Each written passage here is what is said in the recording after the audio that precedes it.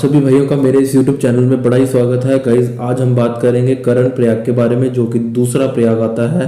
अब ये जो वीडियो देख रहे हैं स्क्रीन पर, ये अलकनंदा नदी है जो कि बद्रीनाथ धाम जी से आ रही है। इसी ही के साथ साथ दोस्तों, जो ये आप देख रहे हो पुल के नीचे से नदी बहती आ रही है, ये है पंडारी नदी, जो कि बागेश्वर डिस्ट्रिक्ट कुमाऊं रीजन से निकलती है। और ये नदी पिंडारी ग्लेशियर से निकलकर अलकनंदा के साथ आकर इसका संगम होता है करण प्रयाग में। तो चलिए अब बात करते हैं करण प्रयाग के बारे में। करण प्रयाग उत्तराखंड राज्य के अंतर्गत गढ़वाल मंडल के चमोली जिले का एक कस्बा है। यह अलकनंदा तथा पिंडर नदियों के संगम पर स्थित है। पिंडर का एक नामकरण गंगा भी है, जिसके कारण ही इस तीर्थ संगम का नामकरण करण प्रयाग पड़ा। यहाँ पर उमा मंदिर और करण मंदिर भी दर्शनीय है। 1804 ईस्वी में आई दुर्भाग्यपुर बाढ़ ने यहाँ पर अनेकों मंदिरों को बहुत हानि पहुंचाई और अपने साथ ही पानी के तेज बहाव में बहाकर ले गई, जिसके बाद यहाँ बहुत कम श्रद्धालु आने लगे। परंतु यहाँ पर पहले श्रद्धालु रुककर विश्राम कर अब अगले दिन की यात्रा जोशीमठ के लिए शुरू करते थे।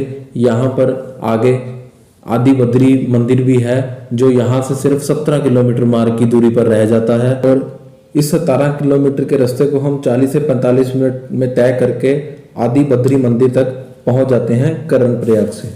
और करण प्रयाग के बारे में एक तथ्य और विख्यात है, वो है कि यहाँ पर महाभारत के एक महत्वपूर्ण पात्र करण ने आकर बहुत ज्यादा कड़ी तपस्या की थी, जिसके कारण से इस शहर का नाम करण प्रयाग पड़ा। तो ये था बहुत महत्वपूर्ण और दूसरा संगम, जिसमें अलकनंदा और पिंडर नदी आकर मिलती हैं और संगम बनता है। अलकनंदा नदी जो कि बद्रीनाथ धाम से बहती हुई करण प्रयाग में पहुंचती है, और पिंडर नदी जो कि पिंडर ग्लेशियर से बहकर करण प्रयाग में पहुंचती हैं। और यहाँ पर आकर इन दोनों का जो है संगम होता है, और संगम होने के बाद में ये गंगा के रूप में परिवर्तित हो जाती हैं।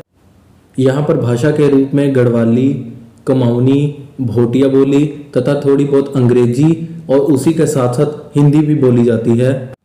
छोटी पहाड़ियों से घिरा यह शहर पिंडर नदी के दोनों किनारों पर बसा है।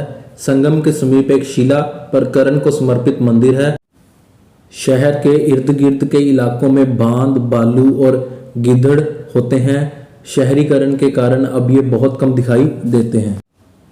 जब आप ऋषिकेश से करण प्रयाग में प्रवेश करते हैं तो पुराना शहर पिंडर नदी के दाहिने तट पर स्थित है। करण प्रयाग से 228 किलोमीटर दूर निकटतम हवाई अड्डा जाली ग्रांट भी है। रेल मार्ग 200 किलोमीटर दूर ऋषिकेश निकटतम रेल स्थल भी है। हरिद्वार, ऋषिकेश तथा देहरादून से बस एवं टैक्सी सहज उपलब्ध होती है। तो अब बात करते हैं आदि बद्री मंदिर के बारे में। आदि बद्री मंदिर हल्द्वानी मार्ग पर करण प्रयाग से 17 किलोमीटर दूर तथा चांदपुर गढ़ी से 3 किलोमीटर दूर है। इसका निकटवर्ती तीर्थ स्थल है करण प्रयाग। चांदपुर गढ़ी से 3 किलोमीटर आगे जाने पर आपके सम्मुख अचानक प्राचीन मंदिर का एक समूह आता है, जो सड़क की बाईं ओर स्थित है। बनती है कि इन मंदिरों का निर्माण स्वर्गरोनी पथ पर उत्तराखंड आए पांडवों द्वारा किया गया था। यह भी कहा जाता है कि इसका निर्माण 8वीं सदी में शंकराचार्य द्वारा किया गया था। भारतीय पुरातात्विक सर्वेक्षण अनुसार इसका निर्माण 8वीं से 11वीं सदी के बीच कतियूरी राजाओं द्वारा किया गया था। यहाँ अब भी पूजा होती है तथा विष्णु मंदिर की देखभाल चक्रदत्त थपिलियाल करते हैं, जो पास की थपाली गांव के रहने वाले हैं।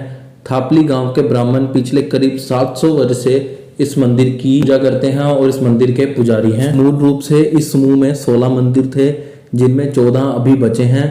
प्रमुख मंदिर भगवान विष्णु का है, जो कि जिसकी पहचान इसका बड़ा आकार वाला और ऊंचे मंच पर निर्मित होना है। एक सुंदर 1 मीटर ऊंचे काली शालिग्राम की प्रतिमा भावना की है, जो अपने चतुर्भुज के रूप में खड़े हैं तथा अंदर स्थित हैं।